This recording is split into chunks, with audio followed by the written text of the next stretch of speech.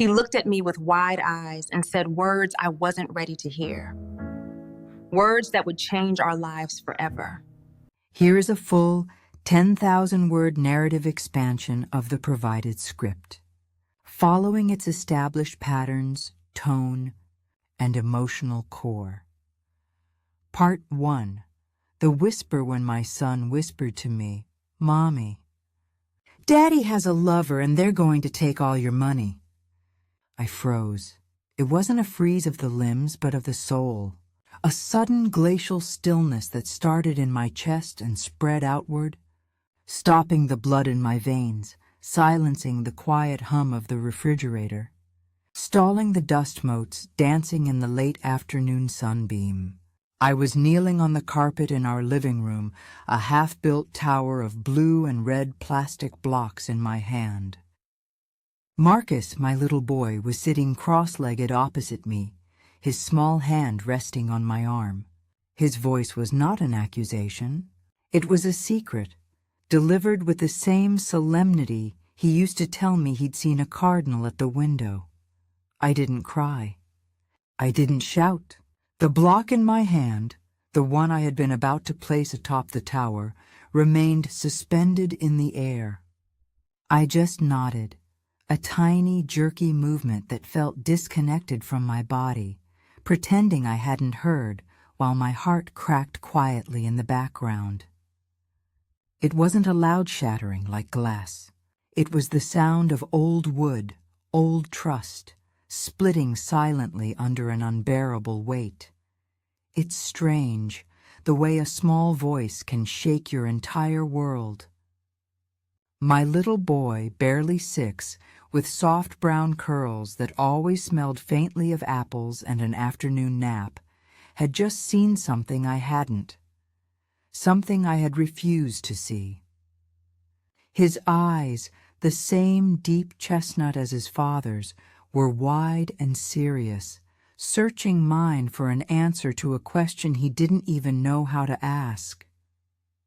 He had just handed me a serpent, wrapped in the innocent bow of a child's confidence, and he had no idea. I remember sitting on the worn sofa that evening, long after Marcus was asleep. The room was dimly lit by a single lamp, casting long, lonely shadows that clawed at the corners of the room. Outside, rain fell softly, a persistent, mournful drumming against the windows. The smell of wet asphalt and damp earth seeped in through the slightly open window, a scent I usually loved. Tonight it smelled like decay. I traced my fingers over the armrest, feeling the nubby, familiar texture of the fabric. We'd bought this sofa together, James and I, in our first year of marriage.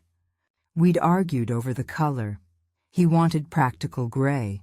I wanted a cheerful yellow. We compromised on this subdued, earthy beige.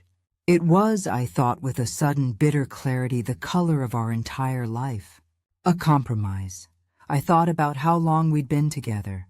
Nearly 15 years. 15 years of promises whispered in the dark, of quiet mornings sharing coffee before the sun was fully up, of late-night talks about everything and nothing. 15 years of shared laughter over burnt dinners, of holding hands in the hospital waiting room before Marcus was born, of building a life, brick by careful brick. And now, this one sentence from a 6-year-old, tumbling our careful construction into a pile of rubble. Daddy has a lover. The word felt alien in my house. Lover. It was a word for dramatic films, for whispered gossip about other people. It was not a word for James, my quiet, predictable James, my accountant husband who filed our taxes in February and balanced his checkbook to the penny. The man who wore the same gray cardigan every Saturday and fell asleep on the sofa by 9 p.m., and they're going to take all your money. This part was colder, more confusing. It wasn't just a betrayal of the heart. It was a calculated demolition, A plan. It suggested meetings, conversations, a future plotted out in which I was not only absent, but destitute. I had smiled at Marcus instead of crying back there on the floor. It was the hardest expression I have ever had to form. My lips felt like stone cracking under the pressure. It felt wrong, profoundly wrong, to let him see me break. He needed me to be strong, to be the fixed point in his universe. And yet inside I was falling apart, drifting in a cold black void. Life works in strange ways. You think you are building on solid ground. You plan everything carefully, the college fund, the retirement account, the summer vacation. You raise your children, you love your partner with all your heart, you nurture the small, everyday comforts that make a house a home. And then a whisper, innocent yet piercing, can turn everything upside down. It reveals that the foundation you built your life on was never rock at all. It was sand. I remember looking into Marcus's wide eyes, his face puckered with a worry he was too young to understand. "Thank you for telling me, baby," I said softly, my voice a dry rustle. I managed to lower the plastic block to the carpet, my hand shaking so violently I was surprised it didn't rattle. I stroked his hair, the silky curls wrapping around my fingers. "We'll be okay." Inside, I didn't feel okay. I felt like the ground had shifted under me, like every step I'd ever taken was suddenly unsteady. I felt like a fool, a blind, trusting fool. But I had to hold it together. For him. And I realized, in that moment, that life doesn't give warnings. Not the loud, clanging ones you expect. It gives quiet hints. It whispers, it nudges. It leaves small, ambiguous clues that you dismiss as paranoia, as fatigue, as the normal static of a long-term marriage. It just happens. And when it does, you have to decide whether to crumble or to keep going, quietly, step by step. My name is Elara. I was named after a moon of Jupiter, a small, captured body orbiting a giant. I often felt like that. I live in a small, 2-story house in the suburbs of Atlanta. Nothing fancy. The siding needs a new coat of paint, and the front steps creak. But it was warm, filled with the ghosts of laughter, the smell of birthday cakes, and the comforting chaos of Sunday dinners. I always thought of home as a safe place, a fortress against the world. Now I knew the breach was already inside. James, my husband, is a quiet man, or perhaps contained is a better word. He works long, meticulous hours as an accountant for a large firm downtown. Some people might say he's distant, even cold, but I had always interpreted his silence as depth. I loved the steady, predictable calm he brought into our lives. He was the anchor and I was the tide. He had this way of sitting at the dinner table, reading the newspaper or scrolling through his phone, barely noticing the world around him, yet somehow making it feel safe. His presence was a guarantee that the bills were paid, the doors were locked, and the world was in order. Our son, little Marcus, is the sunshine in my days. He is clever, sensitive, and achingly perceptive. He notices things adults try to hide, like the tension in a whispered argument, or a shadow in someone's eyes that appears just before they force a smile. I sometimes wish he were more carefree, more blissfully ignorant like the other boys in his kindergarten class. But I also admire how he sees the world, in all its raw, unfiltered truth. He was the one who saw the snake in the garden. Life wasn't always perfect, of course. No life is. We had arguments, small ones at first, about whose turn it was to take out the trash, about bills that seemed to creep higher each month, about weekend plans that never materialized. Then, recently, bigger ones, arguments that ended not in a resolution, but in a tense, echoing silence. Arguments about priorities, about dreams I'd let wither, and sometimes about secrets. But I never imagined that secret would come from right under my nose, whispered through the innocence of my child. I remember nights, years ago, sitting on the back porch. The air would be thick with the smell of jasmine and the chirping of crickets, the stars flickering faintly above the glow of the city lights. James would have his arm around me, and he'd tell me stories about his childhood, about a fishing trip with his father, laughing softly in a way I hadn't heard in years. Marcus would be a sleepy bundle in my lap, his small fingers tracing circles on my hands. Those were nights of quiet completeness, a sense of family that felt as solid and real as the wooden planks beneath my feet. Unshakable. But life shifts quietly, almost imperceptibly. It doesn't announce its changes with a trumpet. Small silences grow longer, stretching into uncomfortable voids at the dinner table. Laughter becomes rarer, a startled bird that takes flight too quickly. And one day, you look across the sofa at the person you've known for 15 years, and you realize you have no idea who they are. The subtle changes, the ones you dismissed, suddenly assemble themselves into a portrait of a stranger. It started with the missed calls.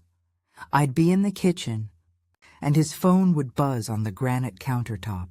A name I didn't recognize, Serena, would flash on the screen. The first time I called out, "James, phone!"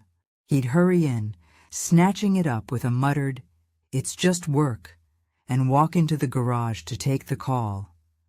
Work. Why would work call so late?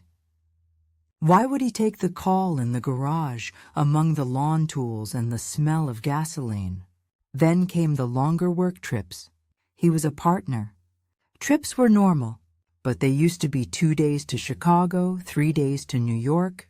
Suddenly they were a week in Miami, a client relations trip. He'd come back smelling different, not of the stale, recycled air of an airplane, but faintly of salt and a sharp, unfamiliar cologne. And he was distant. He'd hug me, but it was a brittle, papery hug, his shoulders stiff. He'd bring Marcus a cheap souvenir from the airport, a plastic airplane or a snow globe, and retreat to his study, the door clicking shut. I tried not to worry.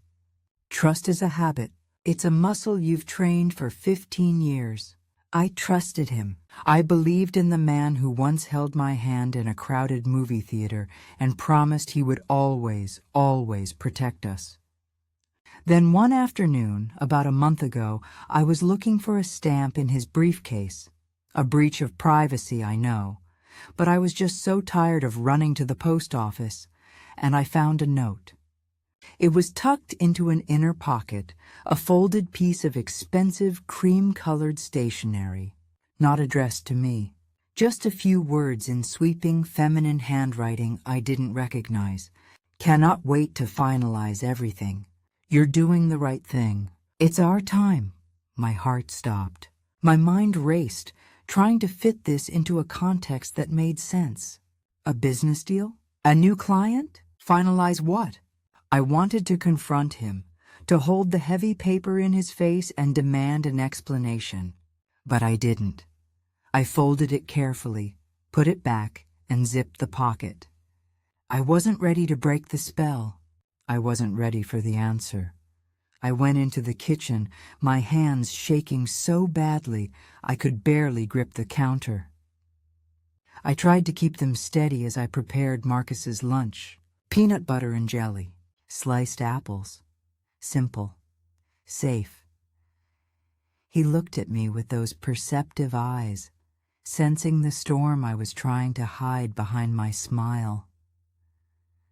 "Mommy, are you okay?" he asked softly, pushing a small toy car across the table. I nodded, swallowing the lump in my throat that felt as large as a stone. "Yes, baby, everything's fine." And he believed me. Children always want to believe in the world their parents make for them, even when the cracks are forming in the very walls.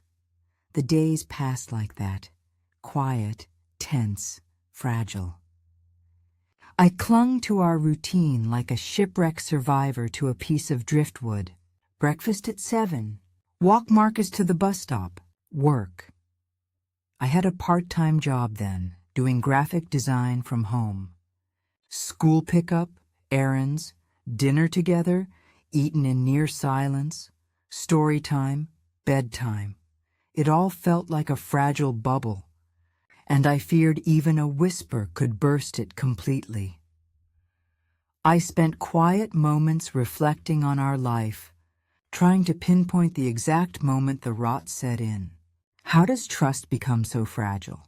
How does love, which once felt as vast and unconquerable as the ocean, drain away, leaving nothing but a dry, cracked seabed? How do children sense everything, picking up on the subterranean tremors of unhappiness even before the adults are willing to admit it? The cracks in our home grew. They were visible now, if you knew where to look. I felt them in the way James walked past me in the hallway, his shoulders angled away, careful not to brush against me. I heard them in the clipped monosyllabic sentences he used in place of conversation. I saw them in the rehearsed smiles he'd give Marcus, smiles that never, ever reached his eyes. Sometimes I'd catch him staring out the living room window, lost in thought, a strange, small smile on his face. He'd be looking at nothing, just the neighbor's overgrown hedge, but he was a million miles away. And I wondered if he even noticed me sitting in the same room anymore. Marcus, perceptive as ever, started asking questions. His world was tilting, and he was trying to find his balance. "Why is Daddy always tired, Mommy?" he asked one night as I tucked him in. "He's just working very hard, baby." "That's all? Why is he so quiet?" "He's just thinking." "Grown-ups have a lot to think about," I'd answer softly, planting a kiss on his forehead, breathing in his innocent scent. But I could see him thinking, his small brow furrowed, piecing together something I desperately wished I could hide from him forever. One evening, I was in the laundry room, folding a basket of warm towels. The scent of fabric softener filled the small space. It was one of those peacefully domestic moments. And then I heard him. He was in the kitchen, his back to me, whispering into his phone. He must have thought I was upstairs. "I'll see you tomorrow, 9 o'clock. Don't worry about her, she doesn't suspect a thing." A pause. A low chuckle. "Yes, everything is moving. The accounts are almost ready." "I love you too." My hands froze on a blue bath towel. I stopped breathing. She doesn't suspect a thing. The casual, cruel confidence of it. The condescension. And then, "I love you too." 3 words delivered in a voice I knew better than my own, but with an intimacy that was not for me. I heard enough. A cold, heavy weight settled in my chest, sinking right down to my stomach. The note, the Serena calls, the work trips, the whispered words from Marcus, they all snapped into focus, forming a picture so ugly I couldn't bear to look at it. Or maybe they didn't make sense at all. I didn't want to understand. I wanted to scream. I wanted to throw the basket of laundry at his head. I wanted to beg him to stop, to tell me it was a horrible mistake. But I didn't. I just kept folding. I folded the blue towel into a neat, perfect square, then a washcloth, then another, methodical, precise, my own quiet accountant. That night I lay in bed, my back to the empty space beside me. I pretended to be asleep when he came in, hours later than usual. He undressed in the dark, but the moonlight from the window caught his movements. He slipped into bed, careful not to touch me, and he brought a smell with him, faint, sweet, and cloying, a perfume that wasn't mine. It was floral, with a heavy base of musk, a scent that screamed intention. Marcus was asleep in his room down the hall, his small chest rising and falling with an innocence that felt like a punch to my gut. I slipped out of bed, careful not to let the floorboards creak, and went to his room. I stood in his doorway, just watching him breathe. I kissed his forehead, holding on to that small, warm comfort. Questions gnawed at me. Why her? Who was she? Why now, after 15 years? Did I ever truly know the man I married? Or was I just blind all these years, in love with a character I had invented? Weeks later, the tension in the house was so thick you could cut it with a knife. James's absences were longer, his excuses thinner, almost insulting in their lack of effort. Working late. Audit. Client dinner. He was a ghost in our home, leaving behind only the faint, foreign scent of perfume and a chill in the air. Marcus's questions became sharper, more painful. He was no longer just curious. He was hurt. Mommy, is Daddy lying to us? He asked in the car, his voice small. I gripped the steering wheel, my knuckles white. I stared at the red light ahead. I don't know, baby. I forced a smile, catching his eye in the rearview mirror. What makes you say that? He said he was at work, but I called his office to ask him about my soccer game, and the lady said he wasn't there. She said he hadn't been there all day. I swallowed hard. The light turned green. He was probably at a meeting, honey. A different office. The lies came so easily now. I was his accomplice. Inside, I was crumbling. One Sunday, I'd planned a family brunch. I made his favorite, waffles with blueberry syrup. I set the table with the good plates. I put on a cheerful playlist. Marcus was excited, dressed in his Sunday best. We waited and waited. 10 o'clock became 11. 11 became noon. The waffles grew cold and stiff. The syrup congealed. I called his phone. It went straight to voicemail. Marcus looked at me, his lip trembling. All the excitement drained from his face. Maybe Daddy's stuck in traffic, I offered. My voice hollow. I think he forgot us, he said quietly, pushing a cold waffle around his plate. I wanted to cry. I wanted to sweep the plates off the table and shatter them against the wall. But instead, I held him tighter. I got up, put his waffle in the microwave, and sat back down. He'll be here soon, baby. Let's eat. Then came the second note. This one was not hidden. This one was an act of aggression. I found it slipped into the zipper pocket of my wallet, a place I kept my emergency cash. I'd gone to buy groceries, and my fingers brushed against a piece of paper that wasn't a receipt. It was the same cream-colored stationery, the same sweeping handwriting. He's not yours anymore. Don't fight it. You'll only make it harder on yourself. My stomach churned. She had been in my purse. She had been in my house. Or James had put it there. Which was worse? A stranger violating my home, or my husband acting as a cruel messenger? This wasn't just an affair. It was a psychological war. I started to notice the patterns, the little signs that had been screaming the truth all along. Lipstick marks, a faint rosy smear, on his coffee mug from the dishwasher, one I hadn't used. Receipts from restaurants I'd never heard of for 2 people.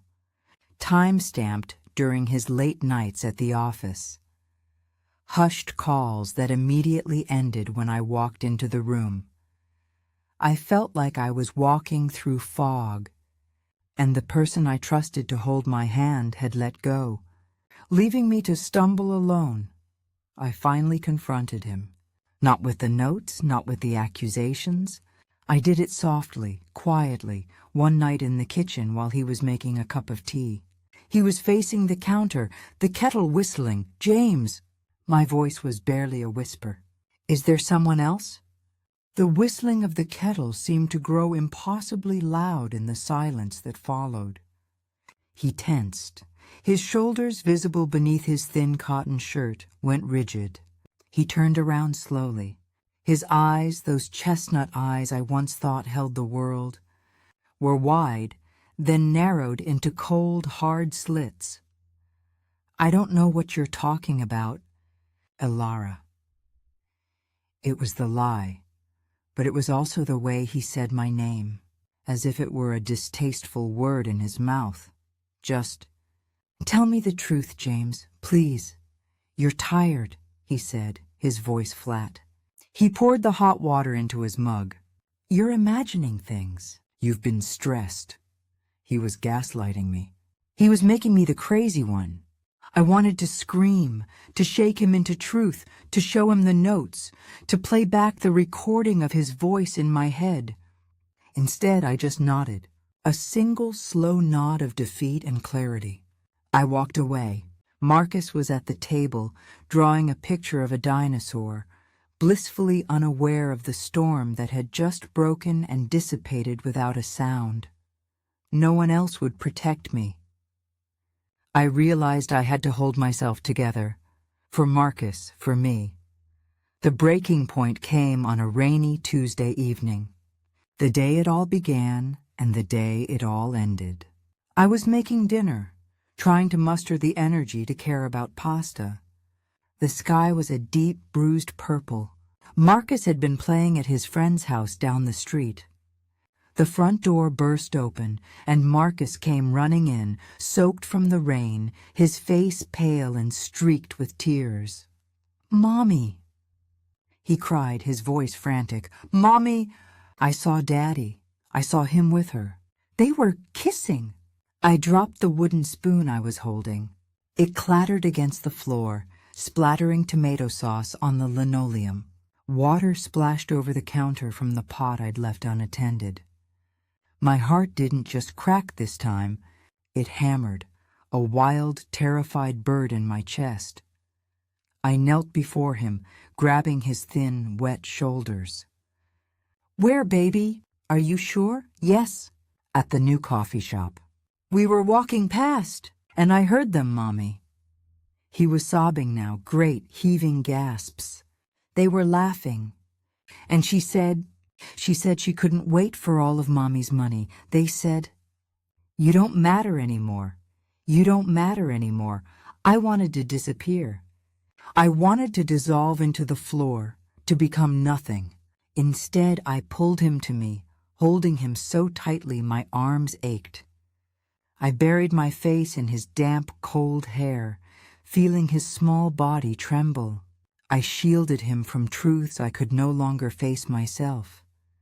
That night, James didn't come home. He didn't call. He didn't text. The hours ticked by. 10 p.m., midnight, 2 a.m. The silence in the house was profound, a living, breathing entity. And I realized the man I loved hadn't just changed. He was gone. Or worse, he had never been there at all. I had only just seen finally who he really was. At 3 a.m, with the rain still lashing against the windows and Marcus sleeping fitfully in my bed, I couldn't bear to let him be alone. I went to his study. The room was his sanctuary. Neat, orderly, and cold. The door, usually closed, was slightly ajar. I pushed it open. The smell of his cologne and old paper hit me. My hand was shaking as I flicked on the desk lamp. The sudden pool of light felt like a violation. I went through his things. At first it was just the surface. Bills, bank statements. Everything looked normal, his meticulous handwriting in the margins. But I was a woman on fire. I was a mother whose child had been told she didn't matter. I pulled on the top drawer of his filing cabinet. Locked. Of course. I went to the kitchen, my movements jerky and robotic, and found a screwdriver. I didn't care about the wood. I jammed it into the lock and pried. The wood splintered with a sickening crack, but the drawer popped open, and there it was. The life he had been living behind my back. It wasn't a stack of love letters. It was a stack of folders. James wasn't a passionate, reckless lover. He was an accountant. He had managed his betrayal like a portfolio. There was a folder labeled Serena. Inside, a copy of her driver's license. Serena Wallace. She was younger, of course. Blonde, with a hard, angular beauty that was the complete opposite of my own softer, tired features. There were receipts, jewelry from Tiffany's, a down payment receipt for a BMW, a lease agreement for a high-rise apartment downtown. My breath hitched. He wasn't just buying her dinner. He was funding a whole separate life. Then I saw the other folders. Joint accounts, refinance, investment transfer. My hands were trembling so violently I could barely read. I pulled out the refinance folder. He had taken out a second mortgage on our house. The house I had put the down payment on, with inheritance money from my grandmother. My name was on the deed, but his was on this loan. He'd forged my signature. The paperwork was dated 2 months ago. I stumbled back, hitting the edge of the desk. The money. They're going to take all your money. I tore open the joint accounts folder. Our savings, our checking. The college fund I so carefully contributed to every month. I found statement after statement from a bank I didn't recognize. He had been systematically draining them. Small transfers at first, then larger ones. Thousands, tens of thousands. Funneling it all into a new account. An account under his name and hers. James and Serena Wallace. I felt the blood drain from my face.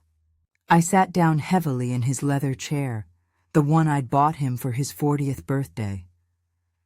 Anger, sorrow, betrayal, and a cold, pragmatic fear all washed over me. He wasn't just leaving me. He was emptying me.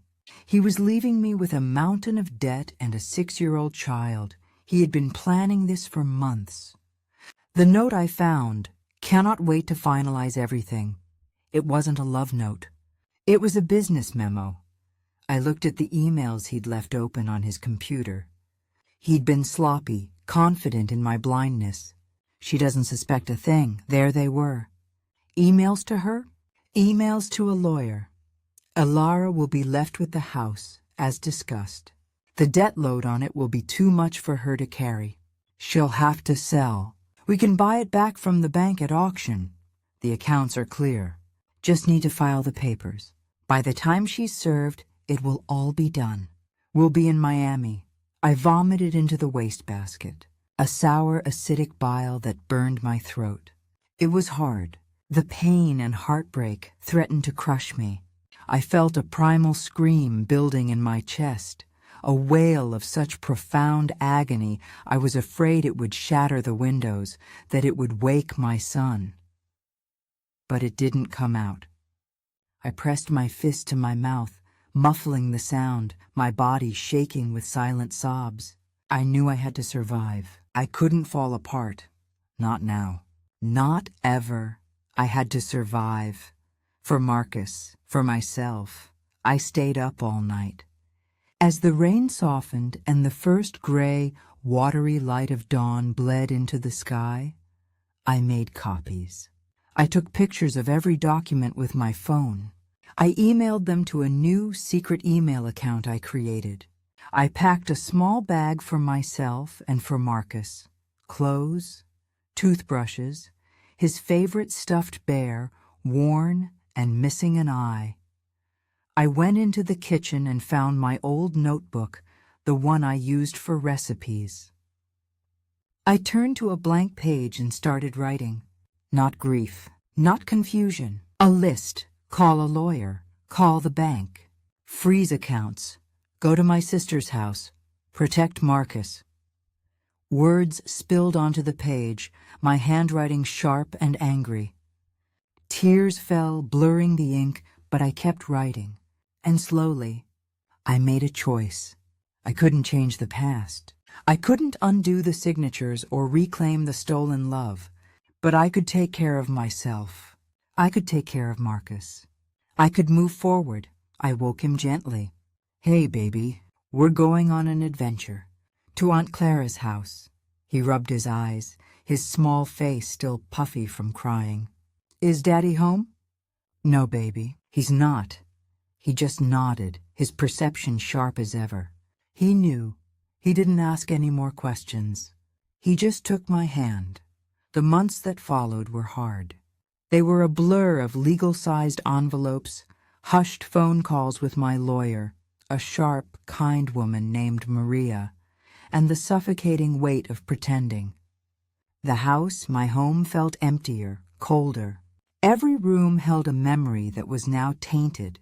The sofa we'd compromised on, the kitchen where he'd lied, the bed where he'd slept smelling of another woman. Conversations with neighbors were a minefield of feigned normalcy. "How's James? Working hard?" "Yes," I'd say, forcing a smile. Always working. Family was harder. My sister Clara was my rock. She let Marcus and me stay in her spare room for weeks, never asking more questions than I was willing to answer, always ready with a cup of tea or a strong hug.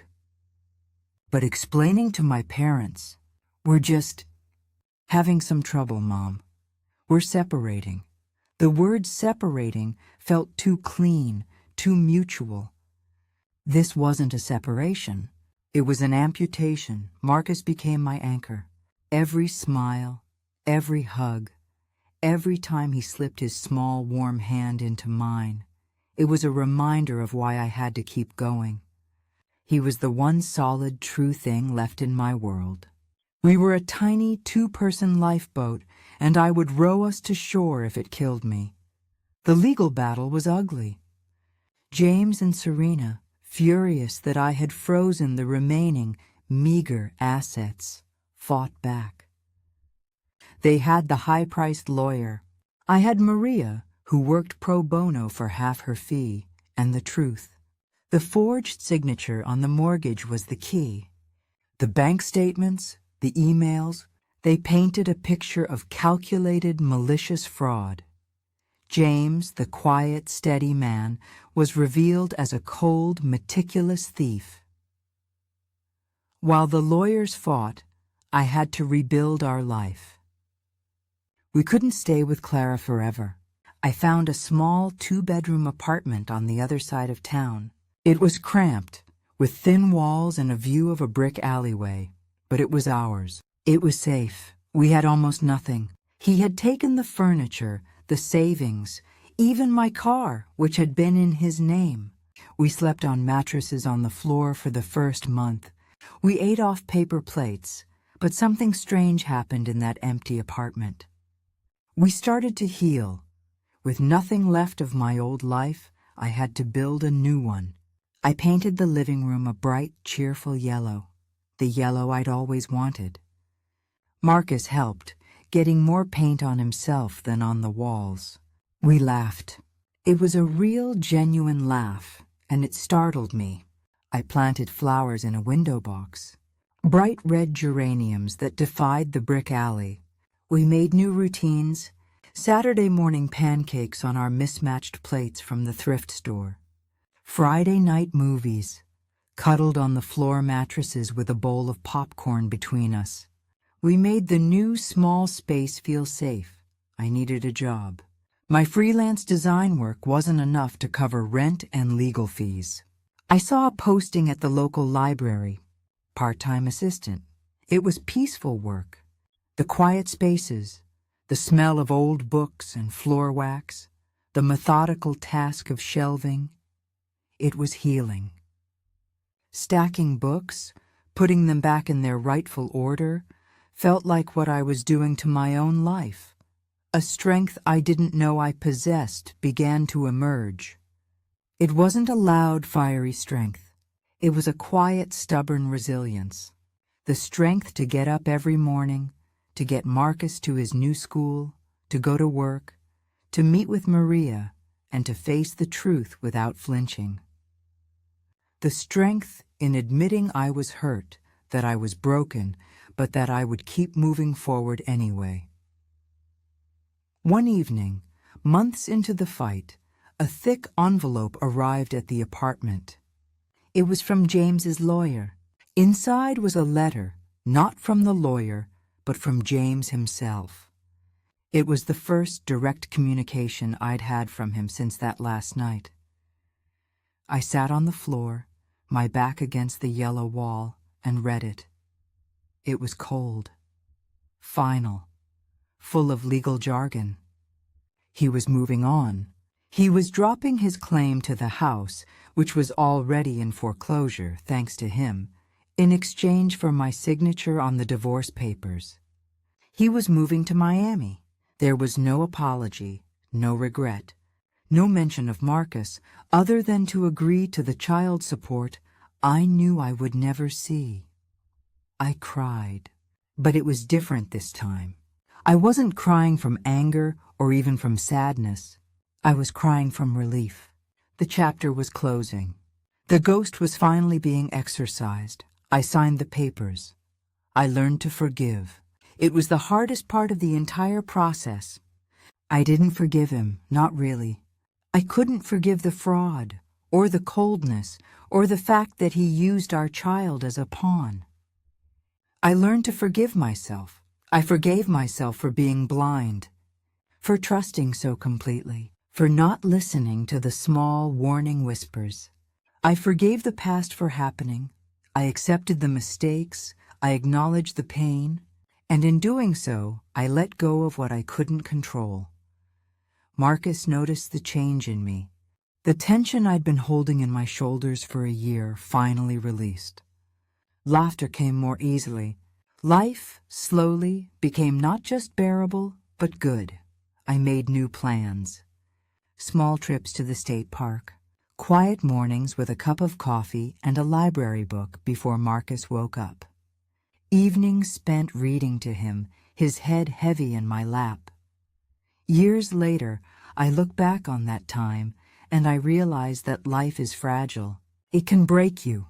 It can shatter you into 1,000 pieces, but it can also teach you a resilience you never knew you had.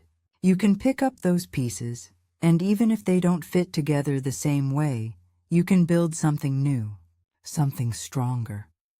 I still hear my sons whisper sometimes in the quiet of the night, "Mommy, Daddy has a lover." I still feel the echo of that betrayal, the quiet crack of a heart splitting apart.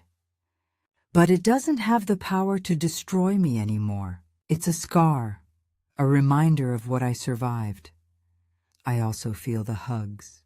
I remember the laughter in our little yellow apartment. I feel the quiet evenings, the two of us against the world.